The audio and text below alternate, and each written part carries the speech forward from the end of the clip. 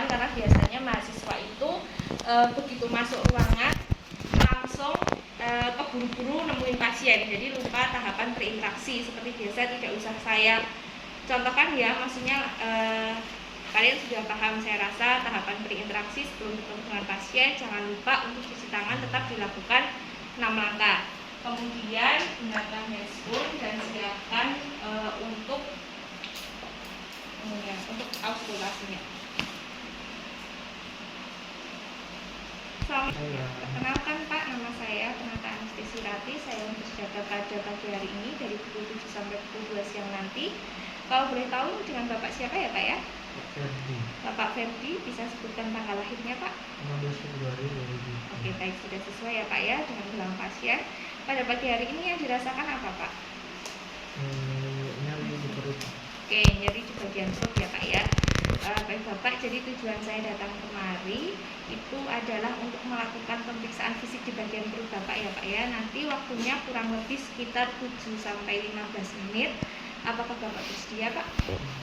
Baik, Pak, nanti mungkin tidak akan menimbulkan rasa sakit, tapi misalkan nanti pada saat saya melakukan penekanan atau penekanan di bagian perut Bapak, karena tadi Bapak mengatakan perutnya sakit ya Pak ya, supaya saya bisa tahu yang Bapak rasakan sakit itu ada di sebelah mana. Pada saat saya tekan dan Bapak merasakan sakit, Bapak bisa memberitahu saya, gitu ya Pak ya. Jangan ditahan, kalau memang sakit bisa dikomunikasikan gitu.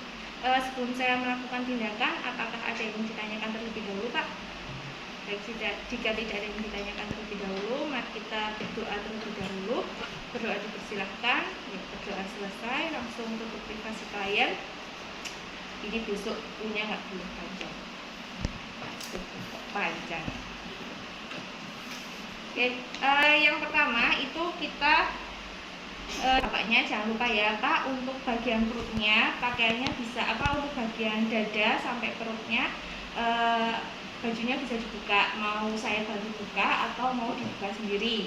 Itu yang pertama ditawarkan. Setelah dibuka, kemudian kita langsung kalian langsung sampaikan kepada saya dulu ya. Jadi seumpamanya abdomen itu dibagi menjadi 4 kuadran, ada kuadran kanan atas, kiri atas, kemudian kuadran kanan bawah dan juga kiri bawah. Kemudian untuk abdomen itu dibagi menjadi 9 regio.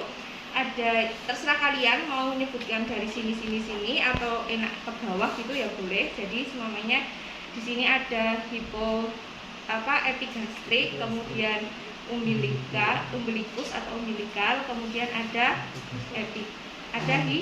hipogastrik. Kemudian yang sebelah sini hipogastrik kanan, hipogastrik kiri, kemudian lumbar kanan, lumbar kiri, terus ada iliaka kanan sama iliaka kiri. Jadi iliaka itu bawah sini ya, yang pas tambul kalian ini loh, depannya ini. Nah, jadi sini ini iliaka.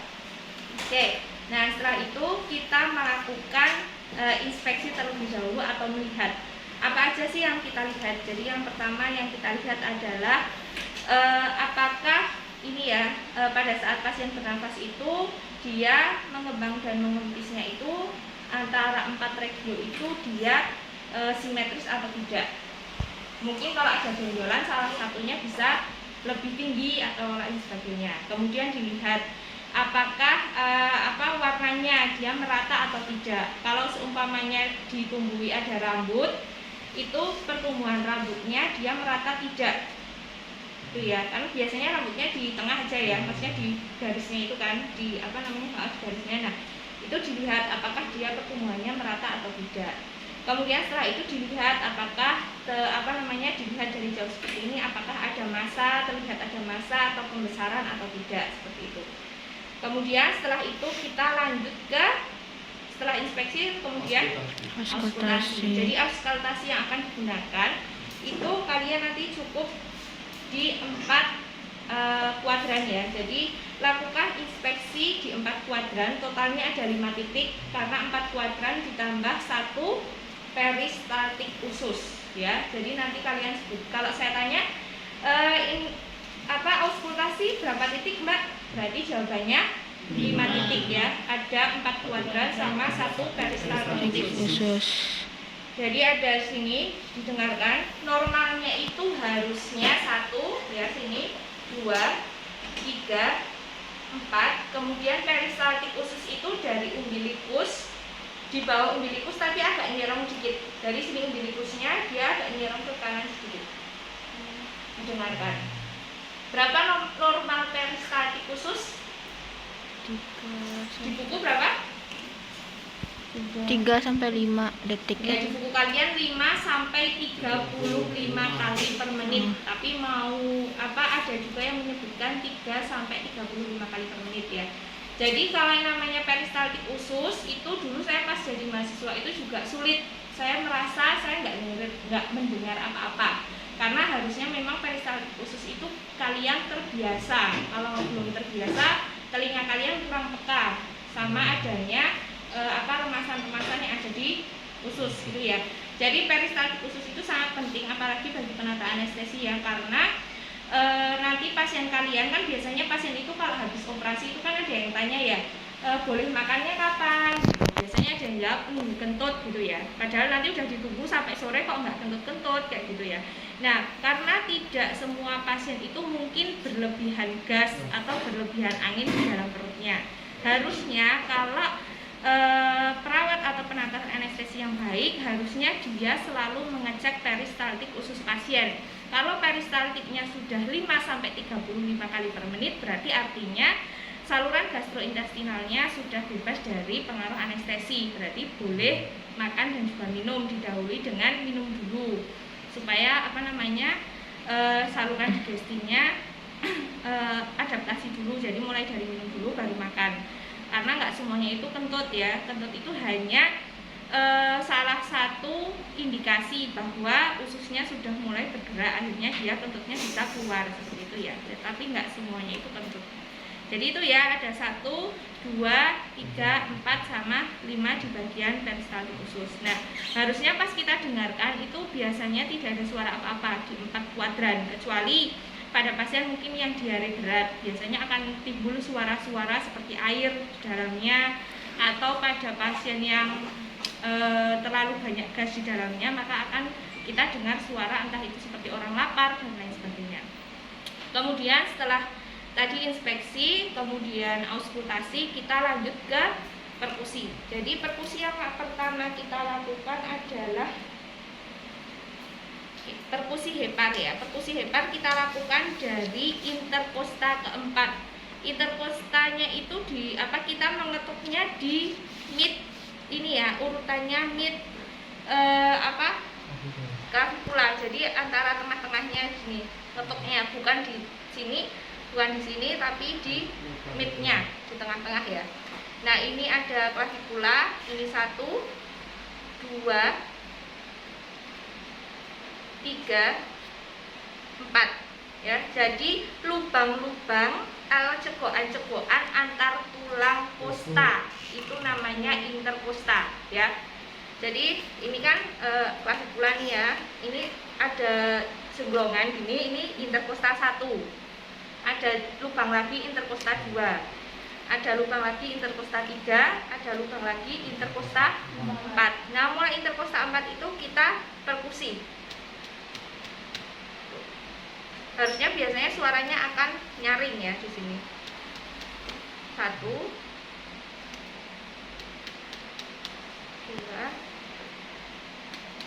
Nah, nanti bisa kalian sampaikan pada saat evaluasi, umpamanya timpani, terdengar suara timpani. Kemudian nanti kalian sampaikan waktu sudah di interkosta yang ke-6, kalian mulai sampaikan suaranya berubah menjadi lebih redup atau menjadi dullness. Berarti ini adalah batas atas hepar. Kalian sampaikan seperti itu. Kemudian kita perkusi lagi, masih redup, kemudian timbul suara timpani lagi, berarti ini adalah batas bawah hepar. Ya, sampaikan seperti itu. Kemudian setelah hepar kita lanjut ke limpa. Limpa letaknya itu ada di belakang atau dia agak menumpuk dengan gaster atau lambung, ada di sebelah kiri. Kita ngeceknya mulai dari mid aksila ya, gini mid aksila. ditarik ke sini di bawah diafragma. Jadi ini tulang kosta yang terakhir. Kemudian dari sini kita perkusi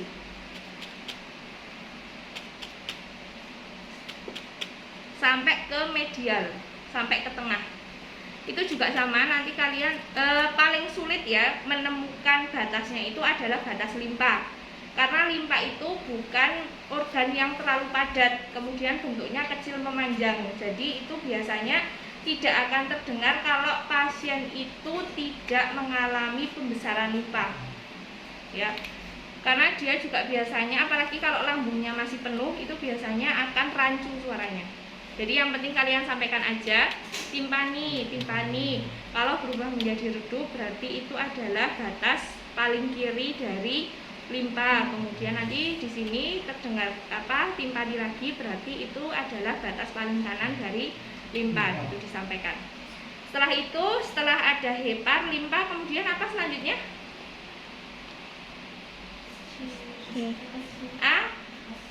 Asites. Ya, jadi asites itu adalah suatu keadaan penumpukan cairan di dalam rongga perut. Biasanya itu terjadi pada pasien-pasien dengan gagal ginjal.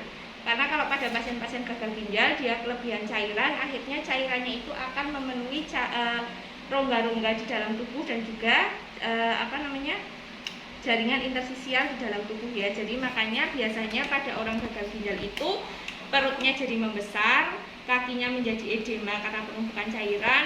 Kalau sudah telat cuci darah, biasanya nanti di bagian kantung matanya itu juga akan membesar ya. Nah, itu karena kantung mata ini kan dia juga jaringan organ yang kosong, jadi dia bisa menampung cairan gitu ya.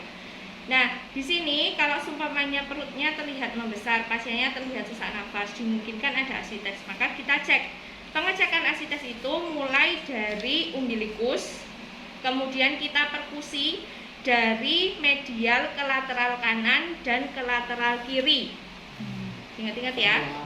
Iya, dua arah.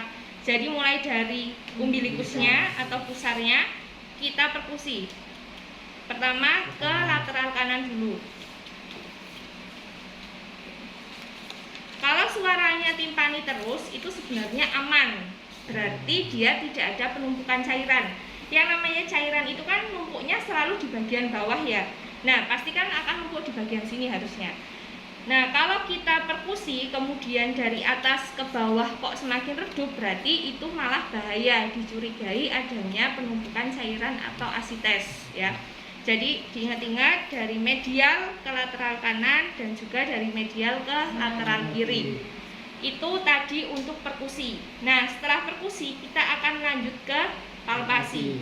Palpasi itu sangat mudah ya sebenarnya. Dia hanya yang pertama adalah 4 kuadran terlebih dahulu di bagian sini untuk melihat apakah nanti dia ada pembesaran hepar atau tidak. Kan akan teraba harusnya heparnya. Tapi kalau yang tidak ada pembesaran tidak akan terlalu teraba. Tapi saya pernah melakukan pada orang yang mengalami hepatomegali, itu sangat terasa. Jadi seperti ada benjolan di bagian kanan atas, perut kanan atas. Jadi kita sampaikan, Pak, saya akan melakukan penekanan. Kalau memang terasa sakit bisa disampaikan ya Pak ya. Nah, melakukan penekanannya bukan gini ya. Bukan gini ya. Tapi jadi tangan kita gini agak dicekungkan ke dalam. Jadi yang mantep. Kalau kita tanggung tuh biasanya malah pasiennya yang pertama tidak nyaman, yang kedua kesakitan. Tapi kalau kita kayak semuanya dokter atau perawat, kalau melakukannya mantep itu kita nyaman-nyaman aja kalau memang nggak sakit ya. Jadi semuanya gini.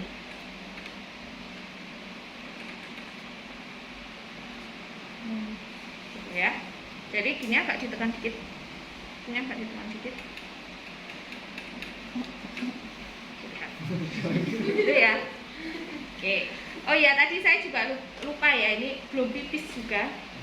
Mungkin belum pipis juga, karena kalau belum pipis, kalau kita melakukan pemeriksaan abdomen itu pas ditekan juga akan terasa lebih sakit dibandingkan pasien yang sudah buang air kecil, gitu ya. Karena tekanannya akan lebih besar kalau di dalam VU-nya itu masih banyak cairannya. Kemudian setelah itu tadi ya palpasinya ada di 1, 2, 3, 4. Kemudian setelah itu ada di ginjal. Jadi kalau bagian ginjal tangan kita yang sebelah kiri itu ada di bawah ini ya, tulang ekor sini, tulang belakang, vertebra. Nah, kemudian kita di bagian iliaka kanannya ini kita tekan, tapi bagian bawahnya kita giniin. Nah, gini kan ya, naikin gini. Jadi diginikan, kemudian kita tekan. Nah, kalau pasiennya besar kayak Ferdi, tangan saya nggak bisa merasakan. Tapi biasanya kalau pasiennya itu yang agak kurus gitu, kalau semuanya dia memang ada pembesaran ginjal, itu akan teraba. Nah, ini kan hanya pemeriksaan fisik ya. Pemeriksaan fisik itu kan tujuannya untuk mengetahui pemeriksaan selanjutnya kira-kira yang mau dilakukan apa gitu ya. Kalau semuanya kita ragu-ragu pada pemeriksaan fisik itu sebenarnya tidak apa-apa, karena nantinya kita akan melakukan pemeriksaan lanjutan. Contohnya seumpamanya bapaknya kok kakinya udem ya atau edema, kemudian ada asites, kemudian pas saya cek tapi ginjalnya saya nggak yakin. Nah, maka bisa dilakukan ronsen abdomen, apakah dia ada pembesaran ginjal atau tidak. Yang penting sudah kita lakukan pemeriksaan fisik. Untuk pemeriksaan penunjangnya nanti apa bisa dikonsultasikan sama dokternya ya. Jadi yang satu dari sini, kemudian nanti yang sebelah sana kalian muter, karena nggak bisa kalau dari sini gini, sulit ya. Jadi nanti kalian muter ke arah pasien, kemudian dicek juga yang sebelah kiri terdapat pembesaran ginjal atau tidak. Diingat-ingat ya, pada orang normal tidak teraba ginjalnya. Kalau teraba berarti dia mengalami pembesaran ginjal atau renal. Nah, setelah itu 1, 2, 3, 4 ginjal, 5. Kemudian yang keenam adalah bagian vesika urinaria. Vesika urinaria itu yang kita tekan di bagian bawah pusar di bagian hipogastrik kita tekan ya. Kita tekan ini, saya nggak terlalu keras nekannya karena takutnya dia belum buang air kecil juga ya, jadi ditekan. Kemudian kalau pada laki-laki misalkan ada pembesaran prostat, maka dia akan teraba adanya benjolan. Kan di bagian sini kan perutnya ini ya lunak ya, maksudnya nggak keras. Nah, pas kita raba gini, kalau pada laki-laki yang mengalami pembesaran prostat harus nanti dia akan teraba adanya benjolan, karena prostat sama VU itu letaknya depan belakang ya. Jadi dia akan dengan mudah teraba kalau ada pembesaran. Kalau pada perempuan kita tekan hanya untuk memastikan dia tidak terasa sakit pada saat kita tekan, karena biasanya kalau pasien-pasien yang mengalami infeksi saluran kemih itu bagian perut bawahnya kalau ditekan itu akan terasa sakit sekali seperti itu. Kemudian setelah bagian vesika urinaria kita lanjut ke bagian rektum. Ya, rektum tadi fungsinya adalah tempat transit feses sebelum dikeluarkan melalui anus ya. Kita rabanya itu dari medial ke lateral juga. Jadi gini. Iya, kan karena posisi kolon kan dia gini ya. Dari sini. Gini kan. Nah, jadi kita raba. Apakah dia ada penumpukan atau pengerasan feses di situ atau tidak? Kalau tidak ada, berarti kondisi abdomennya baik. Ini raba benjolan juga. Iya, jadi mungkin kalian belum pernah ya, tapi saya sering karena anak saya itu punya trauma takut buang air besar karena pernah sembelit. Jadi dia pernah nggak BAB sekitar 1 minggu, jadi ditahan karena takut. Nah, pas saya coba palpasi abdomen itu benar-benar kerasa. Jadi pengerasan di bagian kolonnya gini. Jadi mulai dari rektum sampai kolon gini. Jadi dia harus di lavement untuk ngeluarin itu harus dipaksa waktu itu anak saya. Karena dia takut ngeluarin karena sakit, belum mudeng buat mengejan ya, karena usianya masih 3 tahun. Jadi terasa banget kalau ada pengerasan feses. Kalau diraba benar-benar kerasa. Nah, itu berarti pasien kalian di bagian abdomennya nggak sehat, mungkin pasiennya konstipasi dan lain sebagainya. Nanti bisa dilakukan terapi, karena seumpamanya contohnya pada pasien stroke, dia kan lama di berbaring ya. Nah, keluhan utama pasien yang bed rest total itu adalah konstipasi, apalagi yang lama bed restnya ya. Mungkin kadang kalau yang kalian sudah pernah di rumah sakit, kalian opnam 1 minggu gitu, bisa jadi 1 minggu itu kalian nggak buang air besar, itu bisa karena rata-rata pasien itu jarang yang buang air besar kalau opnam di rumah sakit, apalagi pasien stroke itu pasti keluhannya konstipasi, jadi harus dikasih obat buat pencahar seperti itu supaya bisa keluar BAB-nya karena dia kurang gerak atau kurang mobilitas seperti itu. Nah, setelah selesai kita sampaikan ke pasien, Pak, saya sudah selesai melakukan pemeriksaan. Misalkan nanti pada saat kita tekan, bapaknya bilang, aduh Mbak sakit-sakit, jangan keras-keras di bagian situ gitu. Oh baik Pak, berarti yang terasa sakit di ini ya perut bagian kanan seperti itu. Jadi kita akan tahu perut mana yang tadi bapaknya mengatakan sakit. Setelah itu kita simpulkan, jangan lupa ya, setiap kita melakukan pemeriksaan itu harus kita sampaikan hasilnya kepada pasien. Jadi misalkan, Pak, tadi saya sudah selesai melakukan pemeriksaan di bagian perut Bapak, hasilnya semuanya baik Pak, tapi tadi memang Bapak mengatakan perutnya sakit ya Pak ya. Tadi pada saat saya melakukan penekanan, yang terasa sakit itu ada di bagian perut sebelah kiri. Nah itu kalian bisa terserah kalian, seumpamanya kalian sudah punya literasi lebih, seumpamanya kalian udah tahu nih kalau sebelah kiri kan gaster ya, mungkin bapaknya punya penyakit mah, itu juga bisa kalian tanya, seumpamanya Pak punya riwayat penyakit mah atau tidak, terus sering terlambat makan atau tidak, kok sebelah kiri waktu ditekan terasa sakit, seperti itu. Kalau yang sebelah kanan misalkan atau sebelah kanan bawah itu kan biasanya ini ya, yang biasa disebut usus buntu. Nah itu bisa ditanyakan apakah rasa sakitnya udah lama belum. Kalau udah berapa lama, itu bisa kita tulis di dokumentasi untuk menentukan pemeriksaan lanjutan seperti itu.